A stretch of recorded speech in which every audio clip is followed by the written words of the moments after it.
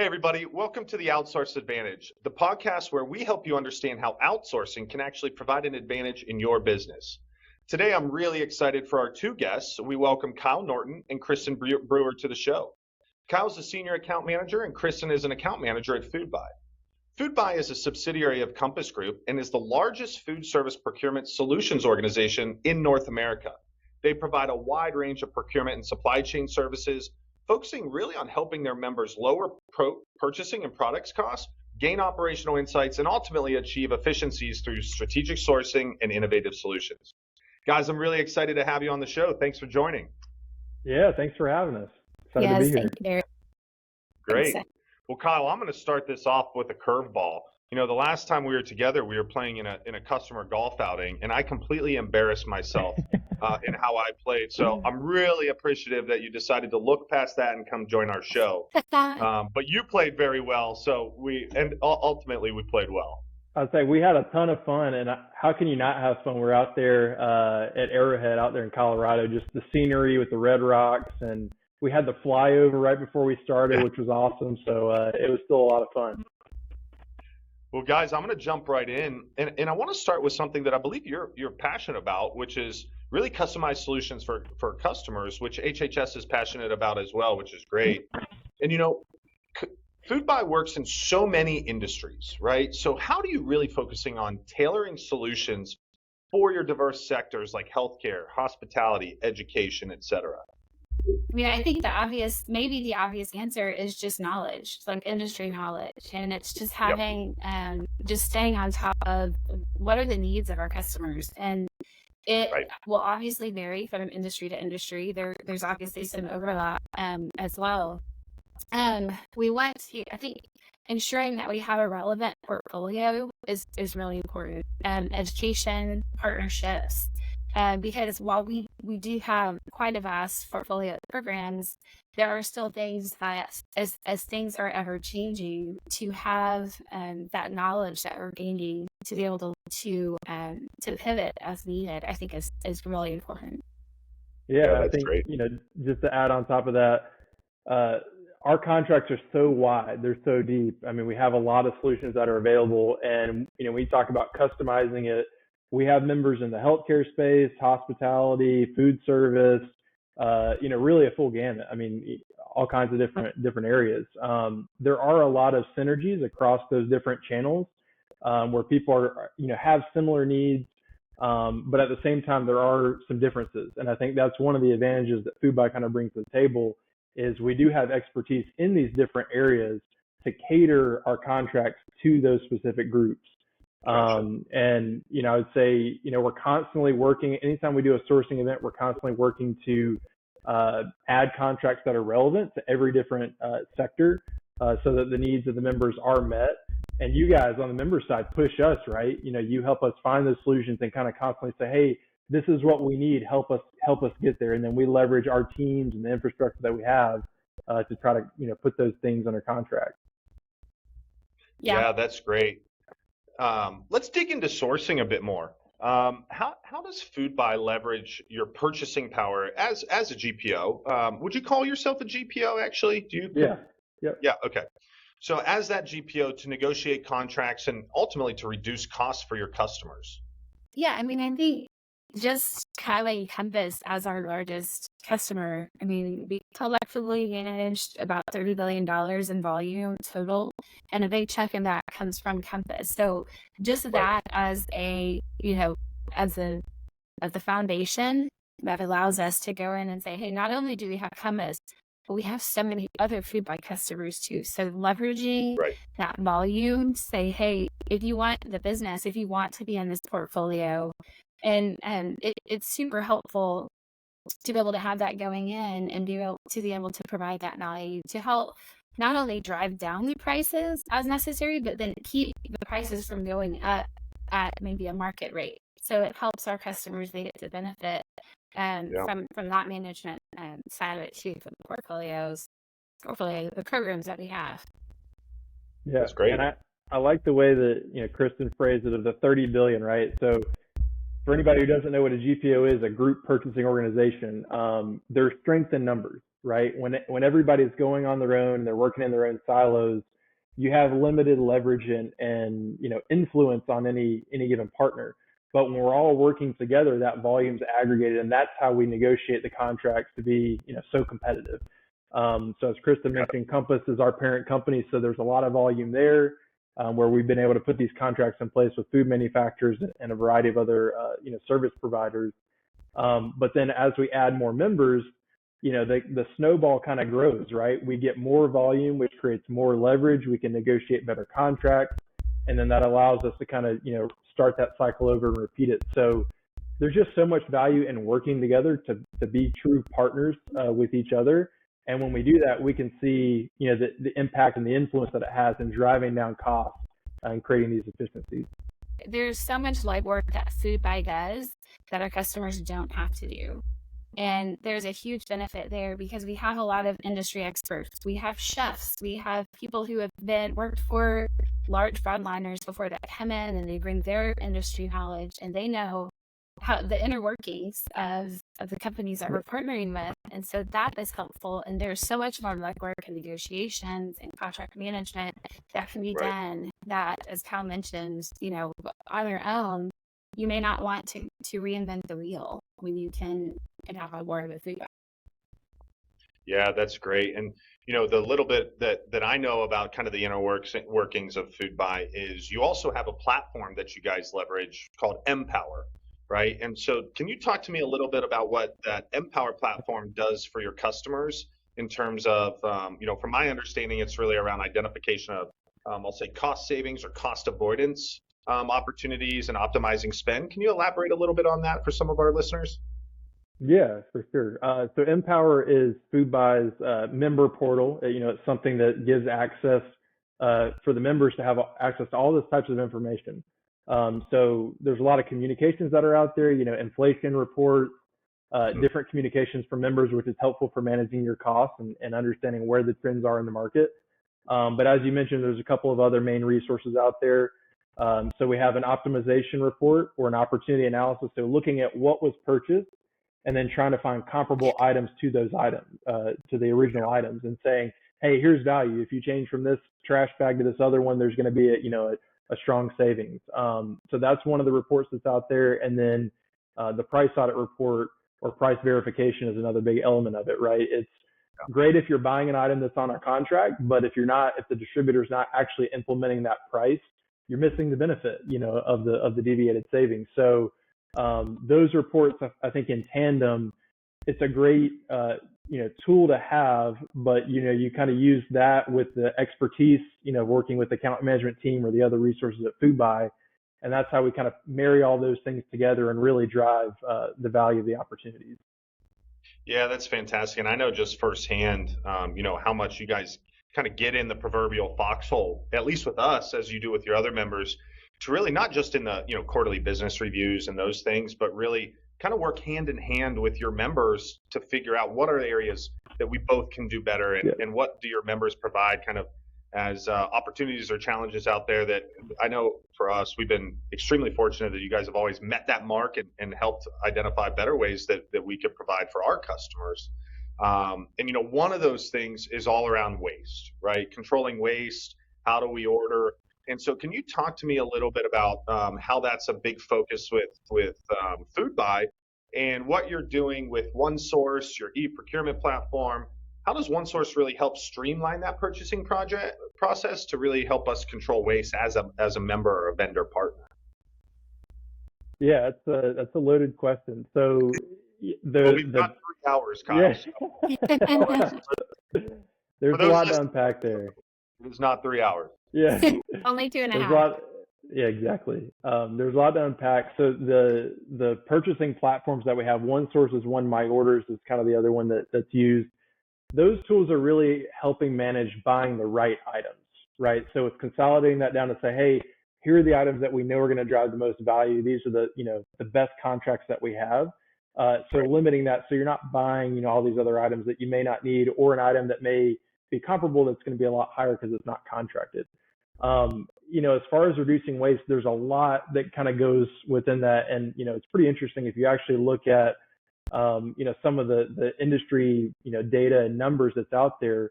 I think one study or multiple studies have said it, roughly 33% of all food that's produced is wasted. It's lost or it's wasted, which is a staggering number when you really think about it. So from a Compass perspective, we're such a large company, we feel the responsibility, to try to impact that number. And so we do a lot of different things within that space. We have one of the things is a national, it's called Stop Food Waste Day.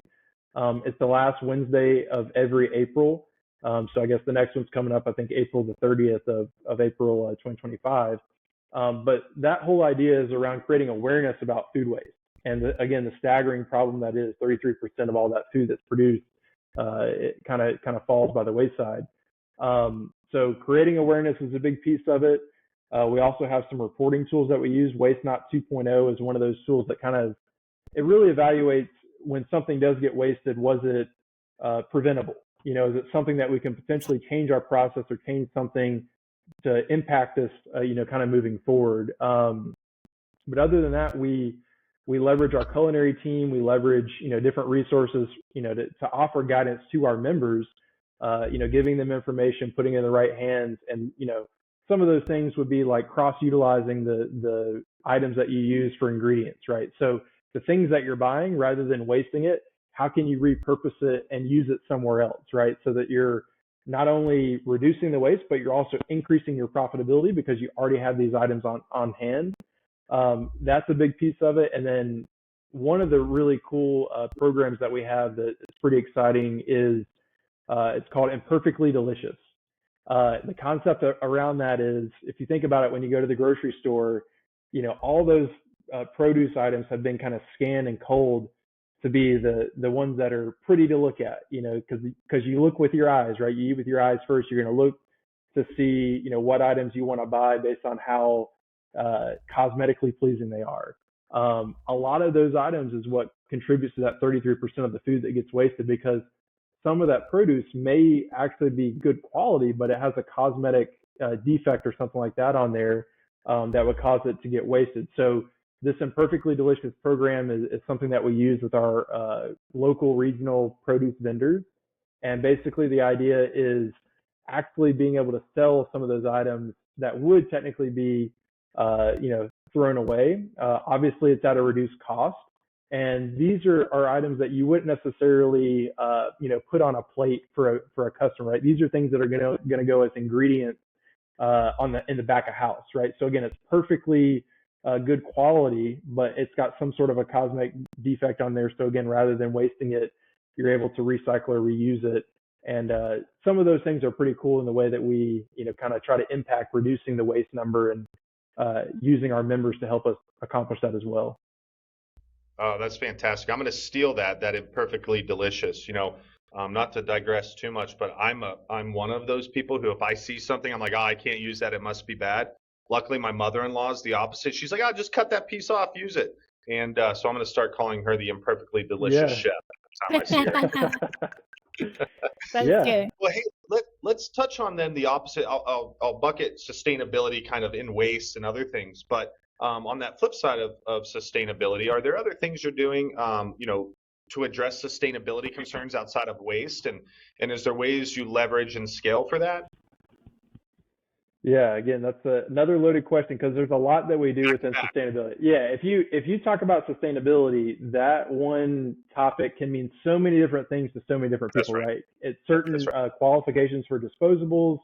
It means a certain thing for produce, and it's a very wide, spreading topic. But Foodbuy does a lot within this space, right? So it's not about just finding items that are going to drive down the lowest cost, but you obviously have certain areas of the country that they have, laws in place. If you talk about the Northeast and California and some of those areas like that, you have to have group house bacon.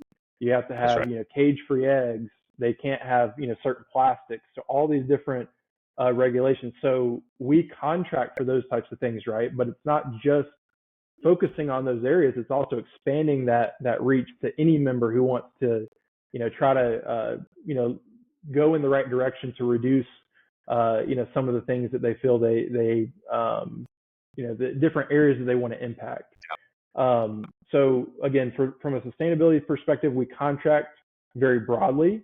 And we also try to make it easy for these suppliers to work with us. Sometimes these sustainable suppliers, they might not be the biggest companies. Sometimes they are, but in many cases they're not. So we try to make it easy for them to work with us. We actually have a streamlined process where we onboard them, and we also try to use our resources to expand their distribution network. And so it's a lot of communication. It's a lot of exposure for these items, and communicating to the members what's available. And then as you guys have, or as members have needs, we try to give recommendations based off of that. If we don't have something, we work on contracting it, right? So we're continually improving what we have in place. And then, one of the cool things kind of on the back end is that we have dashboards in place. So, anybody who wants to see how they're doing with, cage-free eggs, or how they're doing in one specific area, we have tools and dashboards that make it very easy to see, hey, we went from here to there. We see the impact of all the work that we're doing to try to make a positive impact on the environment and what we can. Yeah, you guys have been great in that, especially with us. A lot of our business is in healthcare, and a lot of healthcare organizations out there are continuing to try to move that needle into cage-free or sustainably sourced or responsibly sourced. And I'll mention just two things. I think I couldn't agree with you more how easy it is to onboard new members, new distributors or vendors, because for us, we have a lot of customers, especially as does any service company like HHS. Compass Group would be the same way, or anyone else out there, where you have a customer that their favorite local mom and pop that produces honey or chocolate or whatever that is. They also have those goals. And so one of the things that I've really appreciated with Foodbuy is how easy it is to onboard them, where they may be a small company, but you guys make it so seamless for them to get on, and now it actually helps their business, it helps local economy, and ultimately helps end user customers. And so I couldn't agree with you more on that. Absolutely. Well, actually, Derek took the two words. We have, and Kyle, corrects me if I'm wrong, but our sustainability group, they now call themselves the Responsible Sourcing Group. And so they rebranded just in the last several months. So you mentioned that already. Or not already, Derek, but you had mentioned the responsible sourcing piece. So it is to kind of to broaden, the scope of what it is that they're trying to do and accomplish. And Kyle did a great job explaining that. So I won't add to that. Yeah, and the fact that we even have a team that's dedicated to that, right? That speaks volumes to, it's not just a box that we're trying to check off. It's truly something that we want to have an impact on. And yeah, I mean, again, going back to what I said earlier, our members also push us. As there's initiatives, whenever we have sourcing events coming up within a category, we try to account for the needs of the members as much as possible. So as you guys, have questions and say, hey, we need something for this. We had, Chef Marta was asking us about a certain type of packaging for beans, right? And if it's not something that we have contracted, okay, well, how do we get it in the pipeline so that we can, include that, the next time that we have the opportunity to do it. So it's constantly improving process. And we're constantly getting more items added that, are available to the members. Yeah, and I laughed with our responsible sourcing team. I was asking about chicken. For HHS too, I was interacting and just trying to get some information on BCC and just how can we help. But we have such a depth of knowledge within our team. One of the team members I was talking to, she said, I know so much more about chicken than I ever thought I would. Like, when you're in third grade on career day, you're not like, what do you want to be when you grow up? This is probably not something that was on her radar. But I will tell you how helpful it was as an account manager servicing HHS and needing the information on how can we best serve HHS. They're getting these questions, they're needing to put these things in place, and we have people available for that, even as specific as something as responsible sourcing, and not just one person, but multiple people. Yeah. Yeah, that's fantastic. And, kind of on this same track, one of the things I know you guys do a good job of is the diversification of your product mix and all of those things. And so I know that's a focus area of yours. So can you talk to me a little bit on the why and how behind Foodbuy focusing on diversification in the sourcing process and what that ultimately provides to your members?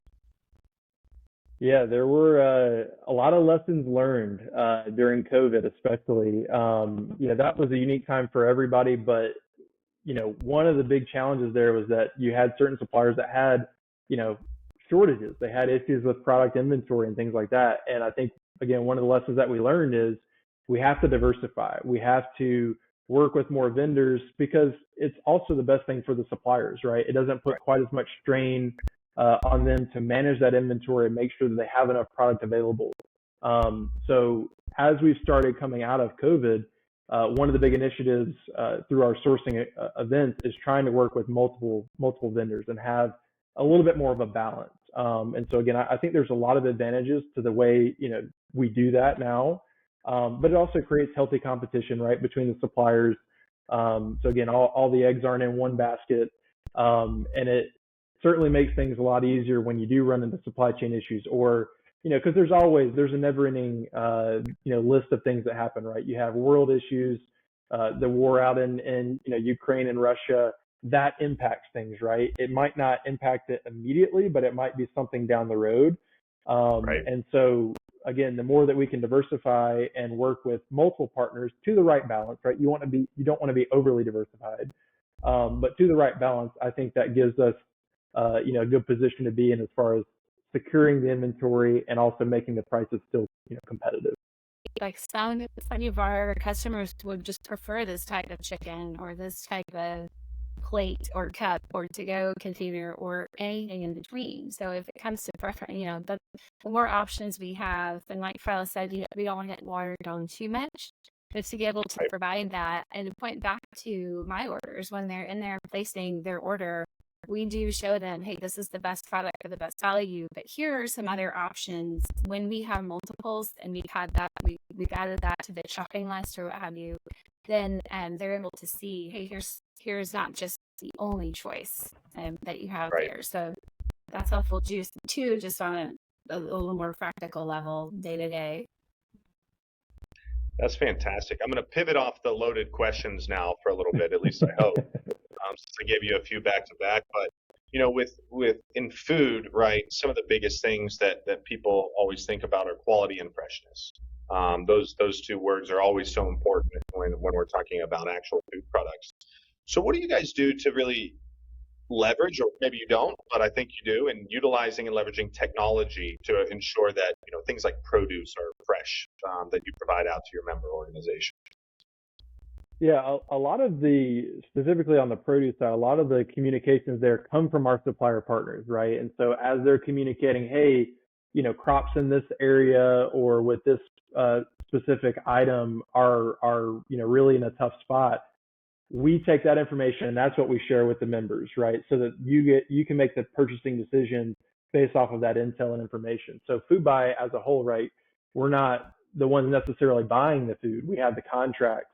So it is about that communication and leveraging it. And, again, there's a never ending list of things that happen, right? That's just part of the world. Is you have, droughts, you have the opposite, too much rain, you have just different things that happen that affect the crops, the output of the things.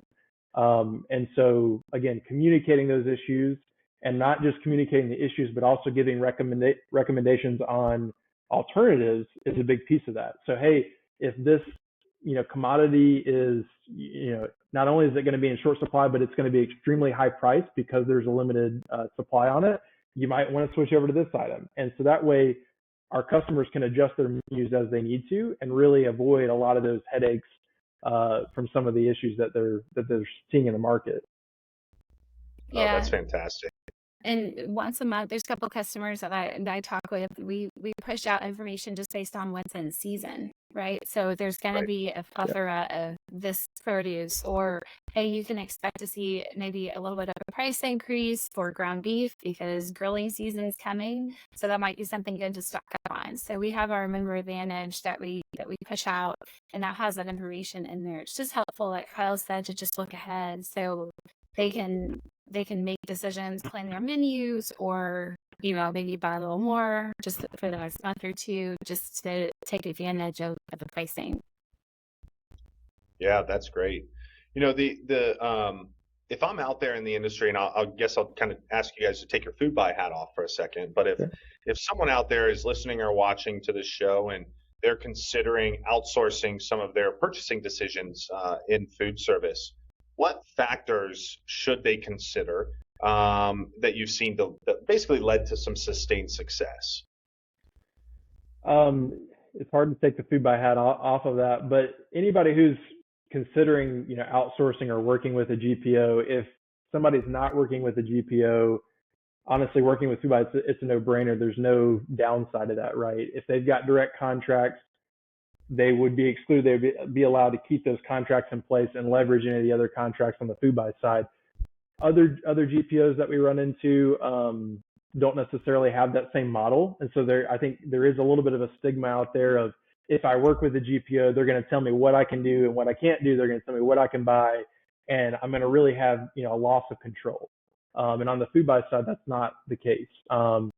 We can give a lot of recommendations, but at the end of the day, any customer who works with us has the ability to make the decision that's best for their business. So again, anybody who's not working with a GPO, there's really no downside. You're only going to save money if you're using our contracts. And anybody who is working with a GPO, obviously, we feel our programs are the most competitive, right? We are leveraging the most volume. We have a lot of other advantages that I think we have the best contracts in the marketplace. But I would say somebody who's going to see the most sustained success is somebody who really wants a partner. It's great if you just kind of get tapped into the programs, but if you're not actually using the account manager, if you're not, looking at recommendations, if you're not wanting to dig in like that, you're not going to see the full benefit of the value of the programs. So the more somebody's willing to engage and look at these different programs, and again, it's not just about food. We've talked a lot about food, but Foodbuy also has contracts with a lot of supply, equipment, and service providers as well. So things that you wouldn't ever think about, right? Of floor cleaning and pest control and linen rentals and all this other stuff. Those are also programs that are at, their fingertips. And so to Kristin's point earlier, it makes it a lot easier when a contract's already in place and you don't have to go through the process of, okay, I want to include all these different, elements of the contract. Just knowing that Foodbuy has already done that legwork, they put the contract in place, and we're gonna design these contracts in a way that protects ourselves, but also protects the members. Looking at fuel surcharges and all these other ancillary things that a member may not necessarily think about when they're just engaging with a supplier. So that's who I would say has the most success. Anybody who wants a partner, who wants to dig in and find those opportunities, is going to see a lot of results from it. Yeah, we're not biased at all. Actually, we totally took that Foodbuy hat off, didn't we, Kyle? Yeah.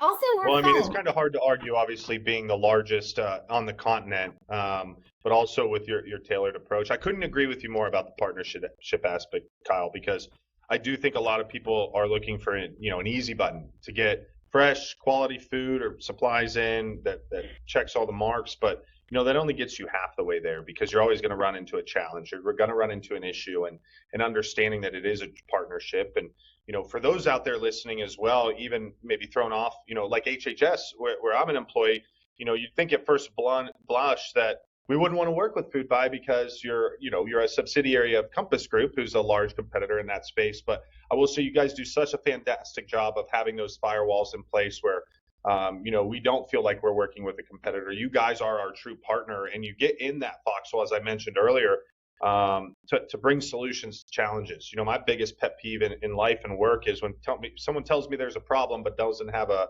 potential solution. One thing I respect about you guys a ton is you don't just have a solution, you have multiple that we can kind of choose from. And so I really appreciate that.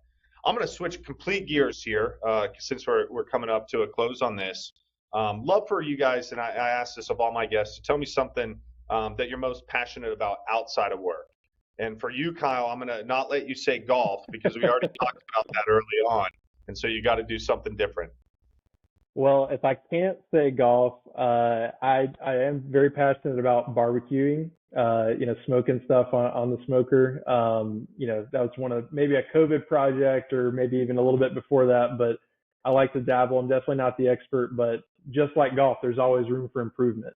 So that's right. One of the things I'm passionate about. Obviously, family. love to spend time with my family, get outside, hiking, travel, do all those kind of things, and spend time with the people that you care about. Yeah, I would probably say the same thing. I also dabble in smoking meats, but similar to my golf game, it's very inconsistent. It always tastes good though. I'm a very high critic on myself, and so when I prepare something, I'm always scrutinizing it to the nth degree. And everybody else is like, "Oh, it tastes great." I'm like, "But it could have been a little bit better." So there again, like I said, there's always room for improvement. That's right. Kristin, how about you? That's funny. Well, similar to Kyle, but maybe a little bit opposite. I'm just now wading back into the golfing waters. So my husband and I love to take our boys to the driving range.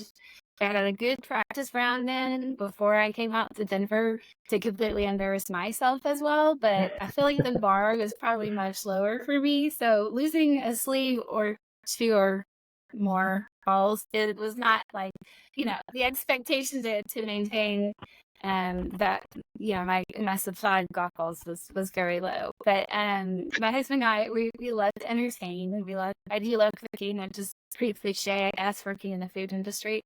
And I love getting tips from Chef Marta and just the people that I work with over at Core Trust. And so getting to host, and then another big passion of ours is just our faith and being a big part of our faith community and our church, and hosting people and just making people feel welcome and they're a part of, something great, something that we love. Yep. And travel is for sure. So there's so many, but yeah, Kyle and I, there's a lot of overlap there. We love to travel and love to take our boys and a lot of different places where we can. That's fantastic. Well, you guys are great people. We love having the partnership with you. And if there's anyone out there listening to this who's considering a new partner in this space, I couldn't recommend Foodbuy more. World-class organization. And thank you both for coming on. It's been a pleasure. If you're out there listening or watching, please like and subscribe. And thanks for tuning in to another episode of The Outsource Advantage, and hope everyone has a great rest of your day.